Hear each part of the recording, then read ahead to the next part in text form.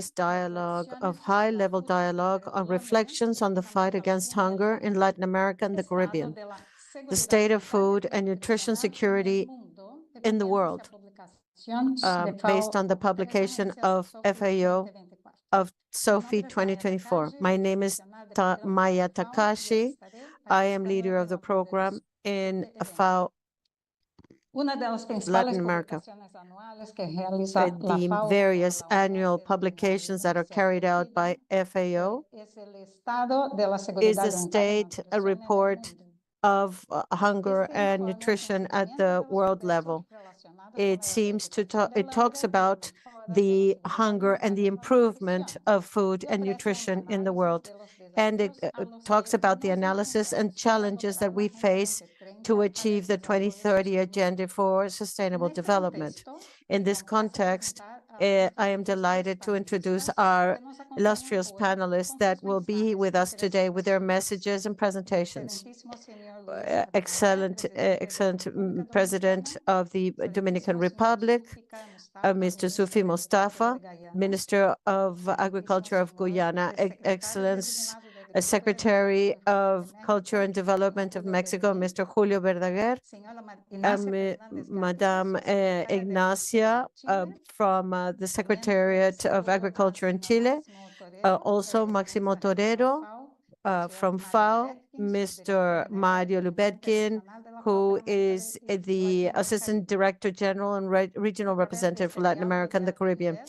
Through this dialogue, high-level dialogue, we want to discuss the different progresses and opportunities that are available in the region based on the reduction of the figures of hunger and food insecurity, and also share the experiences and policies and activities that have been carried out to achieve these results. I would like to introduce you to the SOFI report in 2024 in the last June in the framework of the Global Alliance Against Hunger, Poverty in Rio de Janeiro, Brazil. Please, the video. Coincidiendo con la reunión ministerial del Grupo de los 20 celebrada el pasado julio de 2024 en Río de Janeiro, Brasil, y que oficializó la presentación de la Alianza Mundial contra el Hambre y la Pobreza por parte de la presidencia brasileña, el director general de la FAO, Chu Dong-yu, reveló las cifras más recientes sobre el estado de la seguridad alimentaria y la nutrición en el mundo en 2024. El reporte SOFI 2024 alertó que a nivel global el hambre se mantiene persistentemente alta y que el mundo está muy lejos de alcanzar el Objetivo de Desarrollo Sostenible 2, hambre cero para 2030. More than 730 million people worldwide faced hunger in 2023, and more than 2 billion were moderate and severely food insecure. Without an immediate transformative change, it is projected that 580 million people will be hungry in 2030. Não podemos naturalizar tais disparidades. A fome é a mais degradante das privações humanas.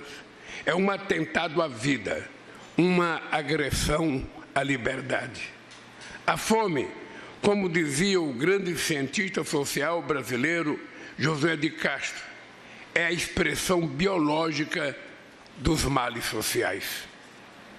Os dados divulgados hoje pela FAO sobre o estado da insegurança alimentar no mundo são estarrecedores.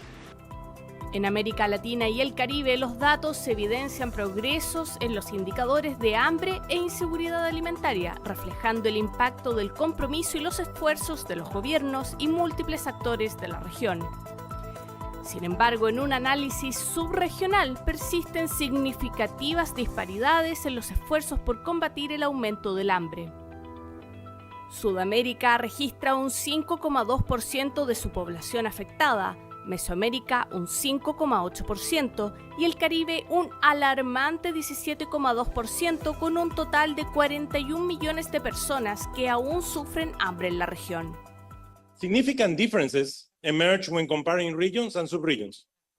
Progress was made towards reducing hunger in some subregions of Asia and in Latin America, due specifically to South America from 2022 to 2023. But hunger is still on the rise in Western Asia, the Caribbean, and most regions in Africa. Here shows the percentage point change in the prevalence of undernourishment from showing the important decline of prevalence of undernourishment in South America, where 5.4 million fewer people face hunger in 2023 compared to 2021. Colleagues, if South America can progress in this way, all the regions of the world can also accelerate their change and the progress.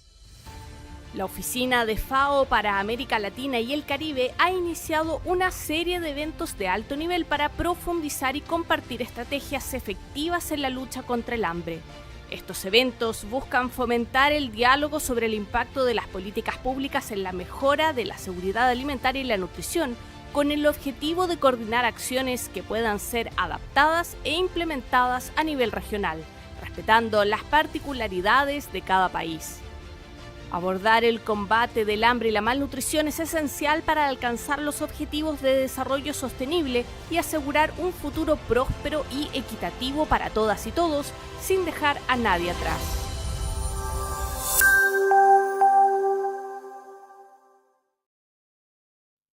Muchas gracias por asistir. Thank you very much for attending. We also thank the presence of all the people that have joined this transmission.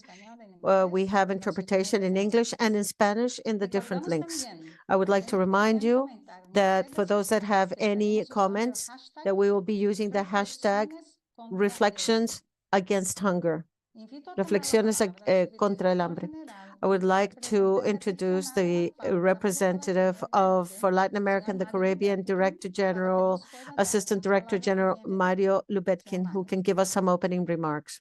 Thank you very much, Maya, Mr. President, ministers, ladies and general and vice ministers, Mr. Minister, assigned minister, friends, experts, specialists, communications, media, colleagues from FAO and other agencies, and all of those that are following us in this dialogue. It is an honor to welcome you to this high-level meeting, which is a moment of reflection promoted by our regional offices for Latin America and the Caribbean in close relation with the governments. We seek to go deep into the analysis of the report of food security for 2024 that you have just seen in the video, which was presented in the month of July, where the figures provide us a clear view of the opportunities and the positive impact of the government organizations that will go in face of hunger, of the analysis of hunger and malnutrition. We have successful experiences on behalf of the governments to have achieved was announced in 2024. It is fundamental so that we can have a shared effort of the specificity of each country. We'd like to thank the presence of the distinguished authorities that are here with us today. Their leadership and their broad experience, both on the national and regional experience, are essential to jointly progress to eradicate hunger and malnutrition. It is a critical moment. The commitment of the vision are determining factors to promote progress of a regional, national, and global agenda. We will hear commitments today and, above all, reflections and strategies to launch ourselves against hunger and malnutrition. The President of the Republic of Dominican Republic has talked about how this is present at all levels. We can talk about other presidents of the regions which are on the first line leading these aspects. I would like to thank the President, Mr. Honorable Zulfikar Mustafa from Guyana, who's also the President of the FAO conference, of the conferences that were carried out in Georgetown recently. I would like to thank our head, our friend Julio Verdaguer, who is in culture and of Mexico, who will soon become take office in a few months. We have seen other angles, so we have also invited the Minister of Health of Costa Rica, Mariela Marini, naturally in this close relationship with a country that will allow us to have the headquarters here, and to have also Ignacia Fernanda Gatica, who is the Under Minister of the Secretariat in Chile, all successful countries in this process. So these interventions are fundamental to provide continuity to this process that began a few weeks ago in an intervention here of the Social Development Minister of Brazil, and also the experience of success of tackling hunger. And this can give us future views. We hope that more countries become a part of this, sharing their learning and their progress, and also listen and promote successful experiences that have increased and improved our indicators in this country, so that all these learning aspects can improve all of us, so we can jointly replicate and report on our task in our fight against hunger and malnutrition. The food security and nutrition that was approved in CELA at these offices in Santiago projects in a different way than 2023, and it focuses on reducing poverty, improving rural, adapting climate change, and tackling malnutrition. This was approved by unanimity by all the countries. It's amazing how the efforts are the community have improved in this manner, and efforts have been started in Latin America. Let's think about the recent G20 meeting in Rio de Janeiro, where we discussed these topics in areas of poverty, and Brazil has led this process. The battle against hunger seeks to look at the international involvement, the coordination of policies, of course, sustainable development for more vulnerable groups.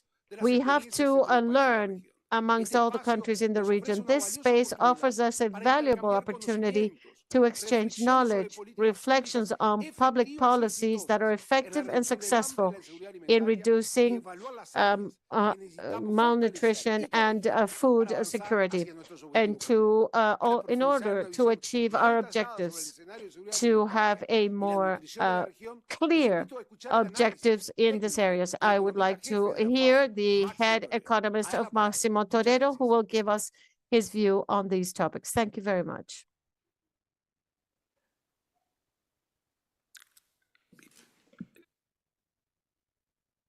Colleagues, it's a pleasure for me to be with you today. Let me start by sharing my PowerPoint so that we can go through a presentation on the food security and nutrition in the world based on the latest SOFI that we have published at FAO. Let me start first by looking at the overall trends. As you can see, after significant increases between 2019 and 2021, the prevalence of hunger in the world has remained practically unchanged for 3 consecutive years. Between 8.9 and 9.4% of the population face hunger in 2023, representing between 713 and 757 million undernourished people. Taking the midpoint, we're talking of 733 million people, which shows an increase of 152 million people since 2019. Now, in Latin America and the Caribbean, considerable progress has been made over the past 2 decades towards the reduction of hunger. The prevalence of undernourishment for 2023 was 6.2% for the region, which is significantly lower than the world estimate, and down from 6.9% in 2021 and 6.6% in 2022, but it's above 2019 levels. The prevalence of undernourishment has been on the rise for the past 2 years in the Caribbean, while it has remained relatively unchanged in Central America and has decreased in South America. 17.2% of the population in the Caribbean were undernourished in 2023, in Central America, and the prevalence was 5.8%. South America had the lowest prevalence at the 5.2%, where major improvement has happened as a result of the targeted policies that were implemented. Of the 41 million people undernourished in 2023 in the region, 22.8 million live in South America, 56%. 10.5 million in Central America, 26%, and 7.7 million in the Caribbean, 19%. Comparing with 2022, the number of people undernourished increased in the Caribbean by 200,000 and decreased in Central America by 100,000 and decreased in South America by 3 million. This is still an increase in all regions compared to 2019 when we aggregate them together. Now, Haiti is the country that shows the largest increase in POU between 2014 and 2016 and 2021 and 2023 with a rise of 12.1 percentage points. In addition, the Bolivarian Republic of Venezuela and Dominica show an increase in the prevalence of undernourishment of 6.5 and 6.4 percentage points respectively. On the other hand, over the same period, the countries that show the largest decrease are Guatemala, the Dominican Republic, El Salvador, which shows a significant improvement in the last years. Going beyond hunger, this is looking not only at undernourishment, but also at overnourishment.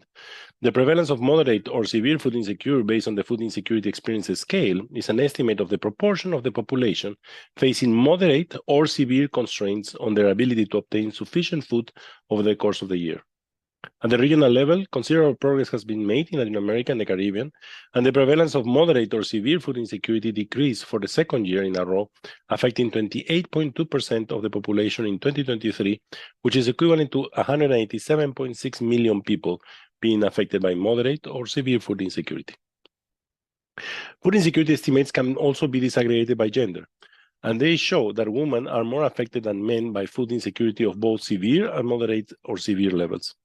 The gap between men and women is the largest in Latin America and the Caribbean, even though it narrowed in 2022 after widening significantly during the pandemic.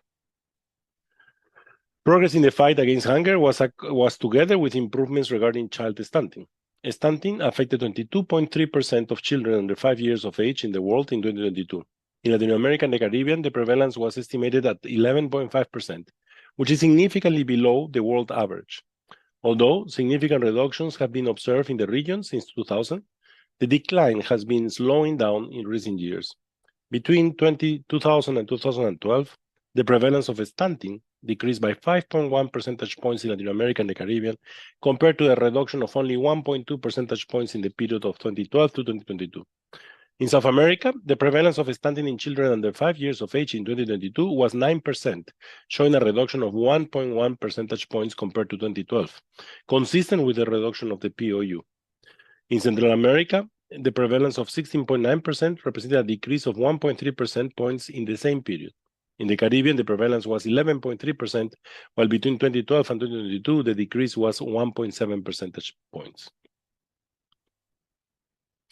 In Latin America and the Caribbean, the prevalence of obesity among adults is almost double the world estimate, with 29.9% of the population affected in 2022, up from 15.4% in 2000. The Caribbean had the lowest prevalence at 24.5%, followed by South America at 28.6% and Central America at 34%. Colleagues, as we can see, the region has heterogeneities. We have heterogeneities between South America, Central America, and the Caribbean, being the one, South America, which has been improving the most. But the important message here is that we are seeing a light out of this long tunnel. And we are seeing a light, especially in South America, where we need to extrapolate that to Central America and the Caribbean. And we need to create a transformation required to accelerate this process.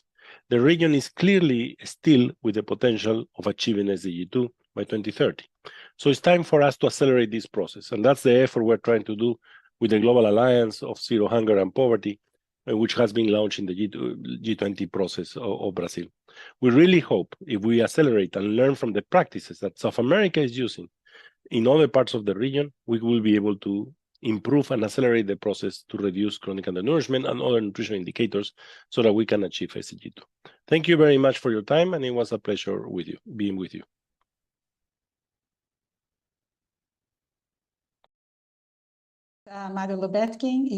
Thank you very much, Mario Lubetkin and Mario Torero, for your opening remarks. This shows us that the joint efforts of regional organizations and governors and leaders of different sectors have generated significant progress in the process of cooperation post-COVID. From structural standpoints, climate crisis, and we have a long path ahead of us. On this important work of progressing towards the eradication of hunger and malnutrition, I am delighted to invite you to listen to the declaration of Mr. Mader, President of the Dominican Republic. Damas y caballeros, hoy me dirijo a ustedes con un profundo compromiso hacia un tema esencial para el bienestar de nuestra nación y de toda la región: la lucha contra el hambre y la malnutrición. Nos encontramos en un momento crucial para reforzar nuestro compromiso con la seguridad alimentaria, un reto que requiere de acción inmediata y sostenida. En la República Dominicana hemos sido testigos de la importancia del sector agropecuario como pilar en la disponibilidad de alimentos. Nuestro país produce más de 16. Our country produces more than 16.8 million tons, metric tons of food a year. So we supply our population with 11 million, receiving almost 12 million tourists and exporting to our neighbor Haiti and other international markets, generating $300 billion in income. All of this thanks to the small-scale producers, which represent 80% of the food availability in our nation. We have been able to reduce their index of 8.3% to 4.6% in the next 4 years. This is a progress that reflects the positive impact of our public policies in 5 key areas that I would like to share and explain. Stimulation of agricultural production. We have provided financing in favorable aspects in preparing land, distributing harvest products and seeds and irrigation processes. We've also guaranteed a just market for our production, controlling imports to avoid a lack of supply and promoting local supply, promoting exports as a support for industrialization and healthy processes and food safety. We have improved our access to external markets, helping through a macroeconomic low inflation and competitive rates. The employment and progress with different areas, tourism, protected areas that we have been able to improve the income of our population and access to nutritionist markets. 4, essential support. We have consistently supported vulnerable areas with subsidies to electricity, education, and health, and supporting them in all the areas that of sustainability. 5th, direct support to the poorest areas of the population has been a fundamental aspect to challenge malnutrition, to make sure that no one stays behind in our struggle against foods in support of food security. We cannot let our guards down. We are in the transformation and supporting industrialization. There are so many challenges and opportunities in that context.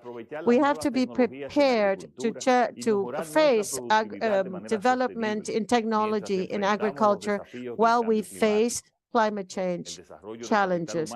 The development of social development is fundamental. Through continuous training and our practices, we will have good quality of employment and quality in what we're developing and delivering to the international markets. This is a true reality in the world.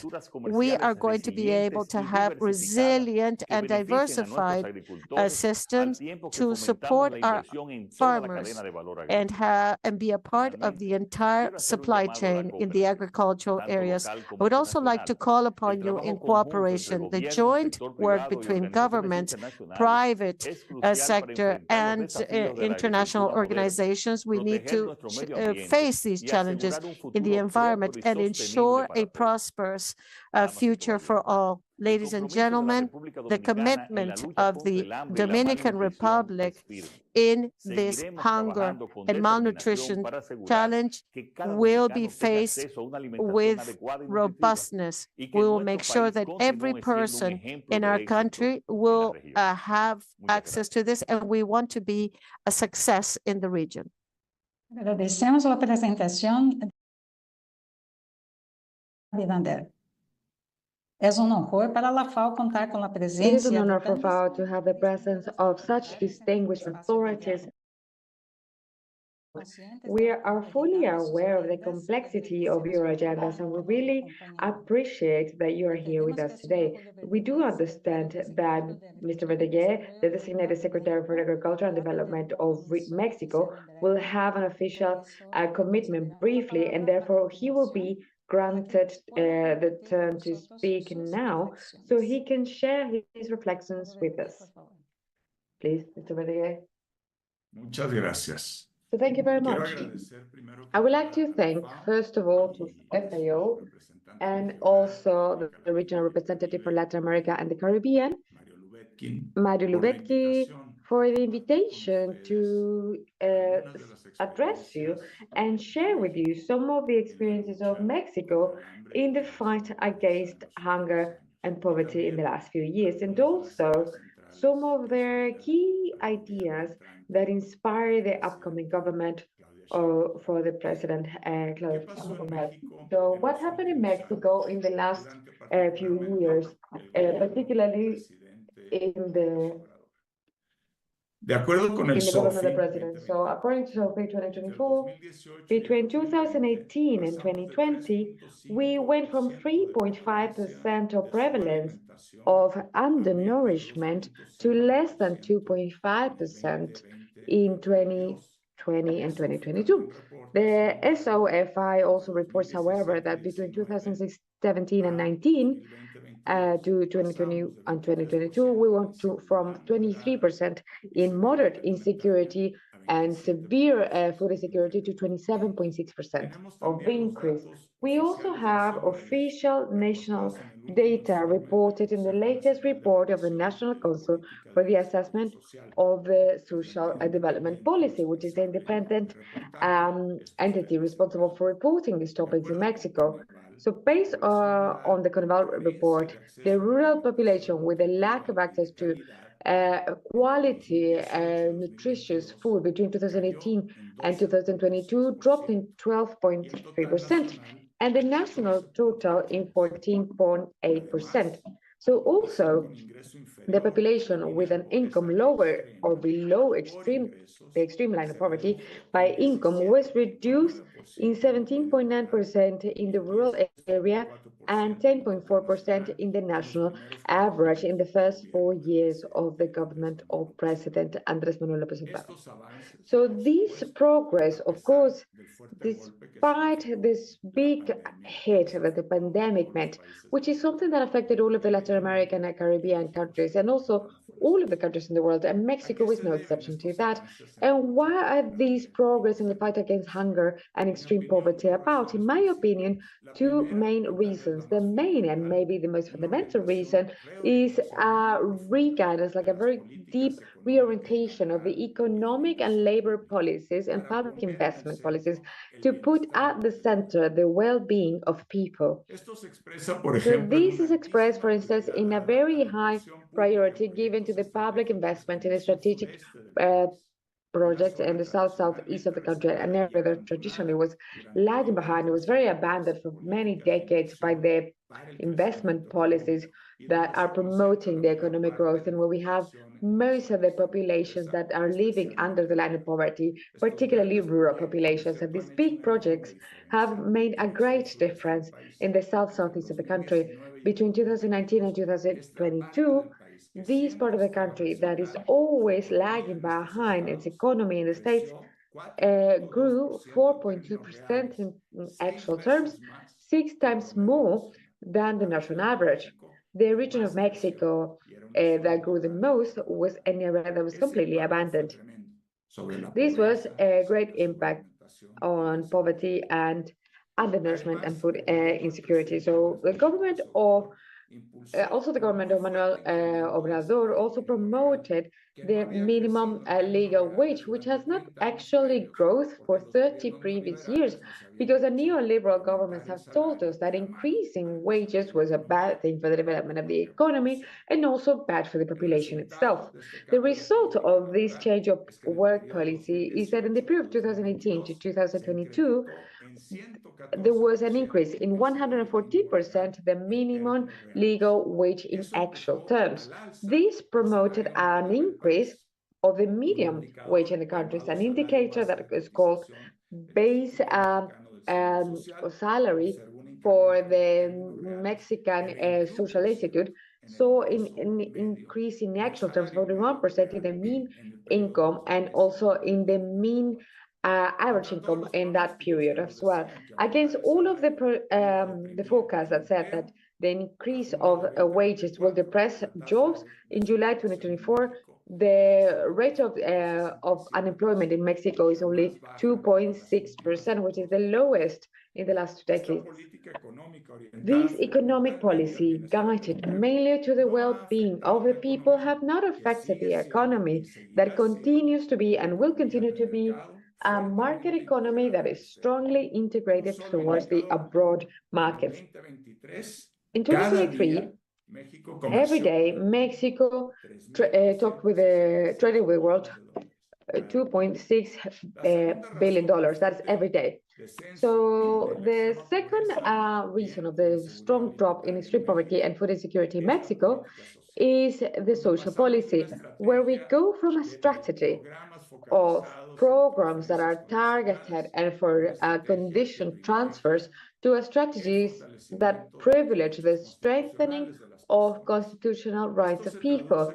This translates more in concrete terms in 14 programs of well-being that will reach almost 30 million of these rights in the country, with a yearly investment of about $38,000 million.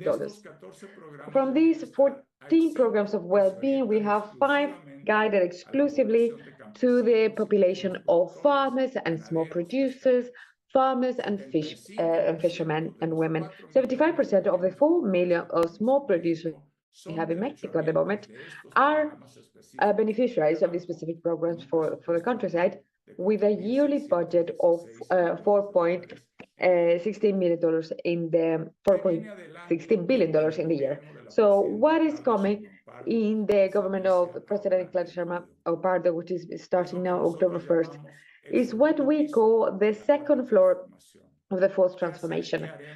So what will we do to eradicate hunger? The main strategy is going to be the eradication of extreme poverty by 2030.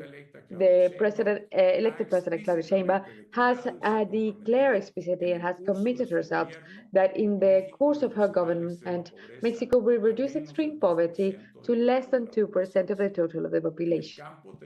So in the farm to do, because we have 6.2 million people that are below poverty line by income, and we need to decrease that number to fewer than 100,000 in the next 6 years. And this will happen by the combination of a combination of economic growth, promotion of the economy, etc. as a strategy.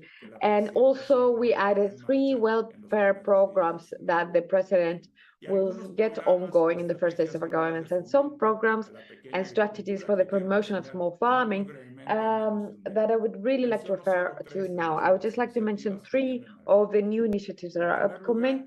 Firstly, harvesting sovereignty, a territory strategy that would provide comprehensive service of technical assistance, trading, credit, insurance, and the provision of public goods in territories that are prioritized by the levels of poverty and the importance that they have for the small and medium production. Secondly, we will carry out the most ambitious program of technification of irrigation in the history of Mexico. So we will technify hundreds of thousands of hectares in the upcoming 6 years, and this will enable us, on the one hand, to face the water crisis that is caused mainly by climate change. But in the process, we will be generated lots of jobs in the countryside, and also we will be promoting productivity and production with these measurements. Thirdly, we will just set on going a new institution, which is Food for Well-being, which will find products such as beans, cacao, honey, and other healthy products, and to small Mexican producers, and we will be selling those to a reduced price to about 22 million consumers in neighborhoods in both urban and rural areas with a high incidence of poverty. I would like to close my remarks by saying that Mexico is living a very strong transformation of public life. The main concept of our movement is that for everyone's sake, poor people come first. That is a strategy, and that is our target. And in the next 6 years, Mexico will eradicate hunger in our region. Thank you very much. So we would like to thank Mr. Designated Secretary Julio Verteguer for this deep analysis of the progress and perspectives, and we wish them the greatest success in their new function as the Secretary of State in Mexico. Now, I would like to give the floor to Mr. Sufik Mustafa, Minister of Agriculture of Guyana. You have the floor. Thank you very much, Madam Chair, Excellencies, ladies and gentlemen. It's a privilege to be part of this high-level dialogue as we reflect on the critical issue of hunger in our region. First of all, let me thank the FAO and the Regional Director for hosting this event within the framework of the State of the Food and Security and Nutrition Report in the World 2024, which, while showing progress, reminds us of the persistent challenges we face. For our country, Guyana, the fight against hunger is more than a policy goal. It is a moral imperative, and that is why we are here today to share our experiences, learn from each other, and renew our collective commitment to eradicate hunger and malnutrition as outlined in the Sustainable Development Goal 2. Guyana has made significant strides in reducing hunger. According to the SOFIA Report 2024, undernourishment in Guyana has fallen below 2.5%, a figure well below the regional average of 6.6% and the global average of 9.1%. This achievement has not been accidental, but as a result of deliberate policy interventions aimed at enhancing food production and improving access to nutritious food.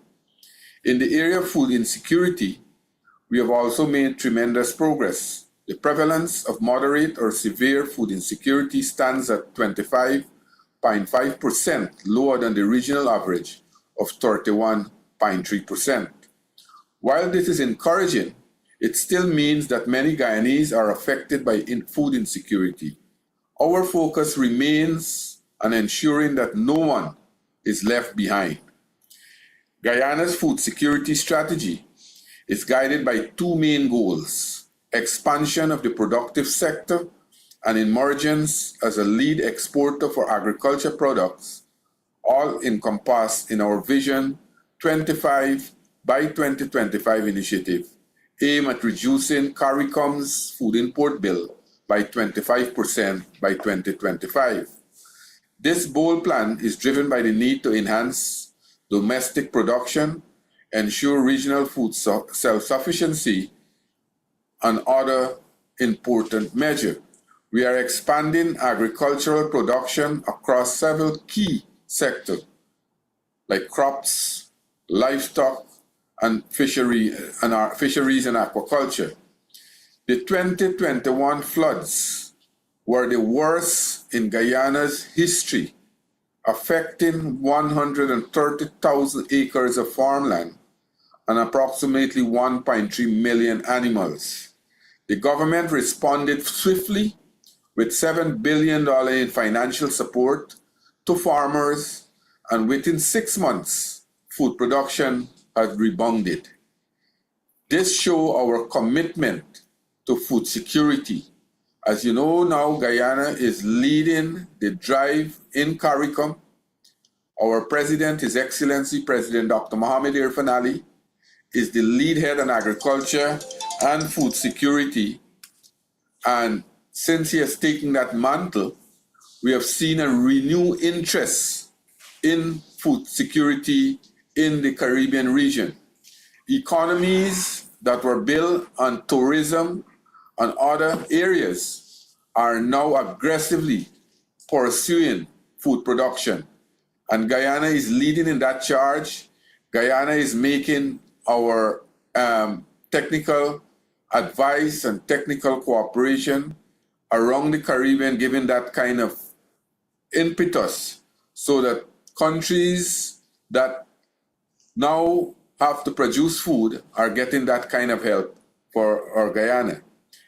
But Guyana and the Caribbean region and Latin America too, this area is prone to natural disaster.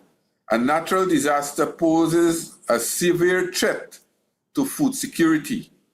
But also we have to look at our commitment when we experience these natural disasters. We have to look at our commitment. We have to look at our that kind of will to bounce back through targeted investment in climate smart agriculture. We have seen what has happened in the small island states. Grenada, the entire agriculture sector was wiped out with Hurricane Beryl. St. Vincent and the Grenadines was affected severely. And this is a continuous process that the Caribbean region have to face. In Guyana, our low carbon development strategy 2030 is key to this recovery. We are building robust drainage and irrigation system, improving food control infrastructure, promoting the use of climate smart technology such as shade houses and hydroponics. Guyana has committed over 60% of our agriculture budget to the drainage and irrigation. You know, Guyana as a country is below the level of the sea. We are 5 feet below the level of the sea, and to drain farming area, to drain area that are producing food is very difficult, challenging. So we have to expend a large sums of money, make large budgetary allocation to ensure that this area we target it. The Agriculture and Innovation Entrepreneurship Program, a company that was formed by His Excellency the President, and I think that this is a very visionary idea, has played a significant role in this transition. From 2021 to 2023, the program established over 500 shade houses, producing high-value crops like cauliflowers, broccoli, and bell pepper. This initiative would have generated approximately $30 million in revenue. And this program has been driven by young people. We have over 1,000 young people today, youth, who are involved in agriculture, who would have graduated from the University of Guyana, the Guyana School of Agriculture. They are the main players in this drive, in this program. Because of the successes that we have had in this program, we are now rolling out this program to other regions in the country, regions 2, 5, and 10, where we'll be expending another $4.5 million investment, targeting another 600 young people to be part of this program. So this is a very successful program. And this is a way as stakeholder in the agriculture sector, as decision maker, we have to ensure that we bring in more young people in the program. The president, our president, His Excellency the President, has given instruction that 35% of all program in the agriculture sector, 35% must be young people and women involved. And that's the way we are empowering the vulnerable group in our country. Also, we have had a number of areas where we have started innovation and diversification in this food production sector. Guyana's agriculture diversification include the introduction of biofortified crop like zinc-enriched rice, and trial for other crops such as wheat, chickpeas, and millet. Corn and soybean expansion, the target of cultivating 250,000 acres by 2025, aim to create a self-sufficient poultry feed industry in Guyana. Investment in infrastructure, such as road rehabilitation and storage facility supporting this expansion. And Guyana has been importing annually over $40 million in corn and soya for the livestock industry. We are hoping by years 2025, next year, that we will be self-sufficient and we will reduce that, or we will have $40 million to put in other sector, other vulnerable sector, to improve the country's development. Agro-processing also is another area, is a priority area within the Guyana Marketing Corporation, introducing over 140 new local products in 2023. Export volumes grew by 61%, with 897 million earned from agro-processed export. Rice and cassava flour substitution plans are in place for a cassava mill or cassava flour, and there have been a research into substituting rice flour in wheat-based product that has led to commercial production, reduce import reliance, and promoting healthier, locally produced alternative. These are good examples of how we are improving the nutritional content of staple food to combat malnutrition. And here again, I want to say, with our research institution that we have, we were able to improve yield in cassava from 18 tons per hectare to 30 tons per hectare, almost 100% increase to the local farmers. And also we are working, we have the Guyana Marketing Corporation, where we are finding market for their produce. So another area for us is the public-private partnership and the regional leadership that we are giving to CARICOM. We are proud of our role within CARICOM's effort to advance food security. Guyana leads the regional agriculture agenda, and through public-private partnership, we are fostering regional integration in agriculture. This includes addressing non-tariff barriers, expanding market access, and promoting agribusinesses development. One of our key partnerships has been with international agencies like the FAO. Now we have a program, continuous program with the FAO, where we are working with rural farmers to expand the brackish water shrimp industry. When we started out a year ago, they used to produce 10,000 kilograms monthly. We have increased that now to about 100,000 kilograms with the program that we started about a year ago. So we have had a number of cooperation and partnership with international agencies like the FAO, ICA, the IDB, etc., which support our effort in sustainable agriculture, capacity building, research, and development. Together, we are driving innovation in agriculture, not just for Guyana, but the broader Caribbean region. As we gather here today with this webinar, it is clear that the regional collaboration is key to overcoming challenges of hunger and malnutrition. That is why I want to commend the FAO for organizing this activity here this morning. I think that, Mr. Mario, we need to have more discourse like this to share ideas, put our heads together so that we can be more successful as a region in reducing hunger and malnutrition, because the Caribbean and Latin America has been a success story, but still we have a far way to go. And if we can sit down around the table, if we can sit and share ideas, put our heads together, I think we'll have more successes to come. Guyana is committed to sharing our experience and learning from our neighbors. The issues we face, from climate change to economic volatility, has significant regional implication, and our solution must be regional as well. It must cover the Caribbean and Latin America. We must align our policies, leverage regional strength, and deepen our partnership to ensure that the entire Latin America and the Caribbean region can achieve food security.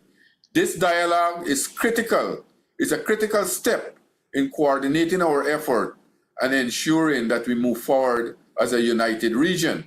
Looking forward, we know that achieving SDG 2 by 2030 will require not just political will, but significant financial investment. Adequate funding remains a challenge for agricultural projects. Strategic public-private partnership, external funding from organizations like FAOs and ICA are essential for scaling up infrastructure and ensuring sector resilience. Guyana has already committed to sustainable resources to food security initiative, and we are ready to continue doing so.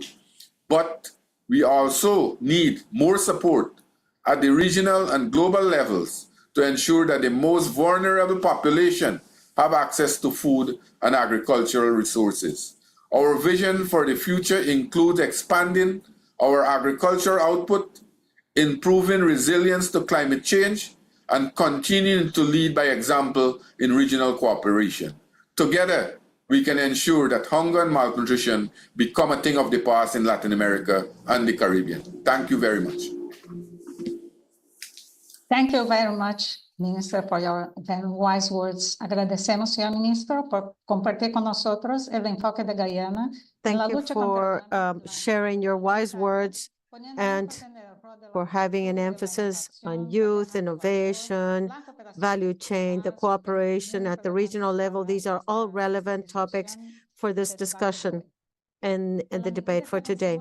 So as we advance in these reflections against hunger, there isn't only one path to reach our common objectives or food security and to reduce inequalities, to continue the different focuses of our region. We're going to open to the Subsecretary, Undersecretary Ignacia Fernandez Gatica, who's going to give us the perspective of her country. Muchas gracias, Maya. Thank you very much, Maya. I would like to send my greetings to all the panelists, presidents, ministers, and special hello to Mario Lubetkin for the invitation of FAO to have this moment to participate in this dialogue and conversation. It is an honor to be able to share with you the experiences of Chile in the struggle against hunger. It is a challenge that is still at the core, not only for Chile, for Latin America and the Caribbean. Our country has been able to achieve progress in the direction of reducing food insecurity, where it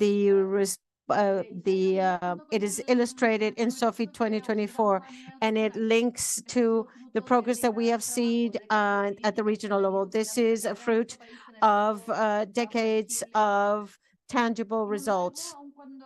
However, without a doubt, these are very good news. This is very good news. From our standpoint, we want to look at the problem, which is persistent and complex. When we look at the figures of the nation as of the vulnerability service of 2020, a survey of 2023 that was carried out by an organization that is part of the education ministry, 20 to 26% of families manifest having difficulty to access to food that is varied and healthy. And when we understand that, we also talk about problems of malnutrition that have to do with obesity also. The study of 2020 of a X-ray of Chilean consumption and what average household consumes is sweet drinks, bread, and third level is fish, for example, and vegetables. These are figures that concern us extensively. There are other concerning figures, gaps between our regions and territories, particularly the areas of food production. This reveals a paradox that needs to be responded to. Rural areas that export enormous amounts of foods to the world have difficulties in accessing healthy and nutritious food for the area itself. So as a commitment of the Gabriel Borich's government, we have a national strategy for sovereignty of food, access to protect the right to food and healthy food. We have priority laws and regulations supported by the Ministry of Agriculture and also involving other public offices. This responds to strategic aspects that have to do with agri-food system, the sustainable production, diversification of trade channels, diversification of agriculture production, and the access to healthy food. This is centered around family farming and indigenous farming because a better attention to this section of producers will have a significant impact in the trade and daily consumption, which is the baseline of the consumption of the majority of country, and the income and quality of life and livelihoods of farmers that are dedicated partially or fully to agri-food systems.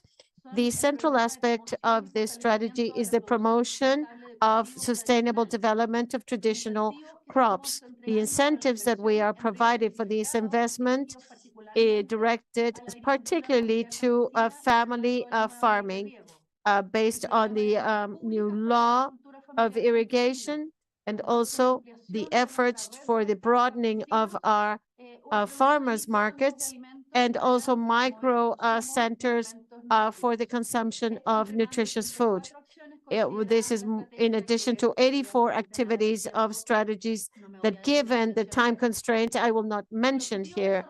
The objective of sustainable development, zero hunger, is not reachable without an inclusive governance. And I would like to mention and talk about three challenges in our strategy, in our sovereignty for food security, which are fundamental to tackle given the challenges we have set ourselves. We want to prioritize in the protection of food sovereignty and the production for local consumption with a strategy that is consolidated in Chile, serving the international markets. Our country is well recognized for quality delivery to the world. Our farmers need to be benefited without committing or challenging their own consumption locally. And everything that comes from abroad will not take place, reducing the quality of the food that we are producing. It is also relevant, the incorporation, active incorporation of the civil society in this collective aspects. Experiences that we've had, and I've had the opportunity to recognize not only in Chile, but other Latin American countries, after the pandemic, common goals and common food centers for food security, which in many cases have had an important support by the state, and we expect to continue promoting. The other aspects that have taken place for rural youth based on a national strategy, which we are working upon, and reflects the important involvement of these new generations in having innovative areas of aspects related to food security. When we talk about the challenge of participating without the participation of all parties and civil society in these tasks, the task becomes much more complex. Thirdly, I would like to state the challenge of progressing in institutional works and the communication amongst the different government agencies. It is not sufficient to take on food insecurity and to have a more sustainable and inclusive system. We have a fundamental role from this ministry, but we call upon different agencies and players of the government itself. I would like to conclude and underline the significance of the multilateral cooperation, which is very close with FAO and other international organizations, which has allowed us to have resources in technical aspects and best practices, which provides a wealth of information. We want to continue having this alliance with these strategic players to challenge, to take on the climate change and continue developing and guaranteeing that all Chileans may have access to healthy food and to work together with having a healthy future and to have an area without a hunger, not only in Chile, but in the rest of the region. Thank you very much. Thank you, Undersecretary, for your solid presentation, setting forth the strategies of sovereignty and food guarantee for Chile, and also the link of family farming with the consumption of healthy diets. I would like to now invite the Minister of Costa Rica of Health, who is the interim representative of the Minister of Health, who will give us. Es un placer compartir con ustedes buenas noticias. Según la Organización de las Naciones Unidas para la Alimentación y la Agricultura, FAO, Costa Rica se encuentra entre los and FAO, Costa Rica finds itself amongst the rates of 2.5 undernourishment from 2021 to 2023. A percentage that is significantly lower than the regional and world level. The health sector, in coordination with other sectors, have been able to achieve advances in food security and nutrition by working with a better management of solid waste, guaranteeing drinking water, and supporting family farming, incorporating plans in the system. But in addition, the Ministry of Health this year presented officially the National Policy for Health. It is a document that considers the promotion of health in that which relates to these areas. We have progressed in innovative initiatives, as is the Center for Educational that promotes health. This objective has the goal of promoting healthy consumption and promoting physical welfare and mental and social involvement for children. This is carried out in 635 scenarios, which are the centers dedicated for supporting mothers and children. These centers prioritize the service of children that are vulnerable or at social risk with access to daily quality services. In addition, we are promoting these initiatives to other areas under the supervision of the Ministry of Education. I would like to tell you also that Costa Rica is firm in its promotion of health and food security, as well as nutrition. We face challenges and in the struggle against hunger and malnutrition, but we will continue working so that our entire population has access to a healthy and a good livelihood. Muchísimas gracias, señora Thank you Ministra de very Salud. much, Madam Minister, Interim Minister of Health. We're close to the conclusion of this event. We've heard different viewpoints from different Latin American countries and the Caribbean and subregions. I would like to invite once again the Subdirector General and representative for the region, Mr. Lubetkin, so that he can provide us with his conclusions and reflections about this wealth of a meeting. Mr. Lubetkin. Thank you very much, Maya. I would like to thank the President, the ministers, the vice ministers that attended and were here, that the representation at the sub-regional expressed here, we had the presence of all the regions. This means it was worth continue to have these dialogues and exchanges. And I think this is a new stimulus so that we can continue progressing in the exchange, basically, this dialogue amongst peers. I would like to thank the hundreds of people and colleagues and civil society representatives and experts that are following our debate online and directly. I thank the various media that have been participating during this entire hour, taking on these reflections. I believe that these high-level meeting goes beyond the borders of the countries that are represented here, generating a broad scope of areas, as Máximo Torero and the other reports. The world is paying attention to our region, recognizing its key representation and role to tackle the manner of hunger and malnutrition. The public policies that are effective sets forth a path that is sustainable and they are realistic. The coordination amongst the different public offices, their collaboration and strategy are essential so that everyone has access to sufficient and nutritious food.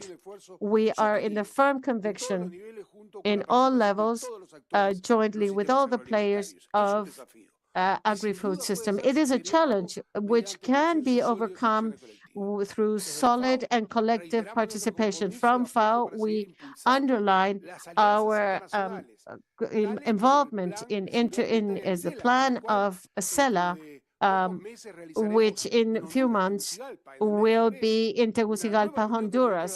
There will be a new meeting of the ministers of agriculture to evaluate this new year, new year of local reports, which will allow us to continue understanding where we have to put our dedication in. And as we assumed previously and said to the G20 presidency, we are looking at the results in Rio de Janeiro in the second half. These were the presidents of the most important countries in the world that were there, and they will continue participating in that which is global, regional, and local. It is undeniable that our efforts decidedly and coordinately, and our technical capacity that we're working with different governments to strengthen areas such as farming, agriculture, sustainable, how to face challenges of climate change, innovation, diversification, to progress in the development of our nation and its resilience. These are key aspects for the global challenges. We'd like to thank also these solid progress are crucial to respond quickly and thriftily to the areas that are more vulnerable in this context. The social protection complemented by the support of families and the school food systems reaches more than 80 million children, and this is important. The SOFI report in Rio, the FAO took on and said that we should be courageous to face the assignment of resources to reduce poverty and hunger. This courage and political willingness has been shown in adequate right to good hunger, to challenges hunger. And these are just and pacific. And I say pacific because what does this mean in our region? To look for a more prosperous future. The agri-food systems more effective and inclusive and sustainable requires us to be participating directly to the eradication of hunger and poverty. Now, let us not leave anyone behind. Thank you very much. Thank you, Mario Lubetkin, for your reflections. At this closing remarks, we have to continue reflecting on these progresses and challenges that remain in this region. We would like to sincerely thank all the distinguished authorities that have been with us today and taking on this valuable experience and of public policies that strengthen the joint struggle to tackle the hunger and malnutrition in the region. We hope that more countries will be a part of this in analysis and cooperation, enriching our efforts that are common in nature. I am happy to have everyone that is in this session. I would like to invite you to visit our webpage, FAO Americas, where you will be able to watch this presentation. For all of those that were not with us today, we would like to invite you all to comment in social networks, hashtag Reflexiones. Thank you very much, and I hope you have a nice day.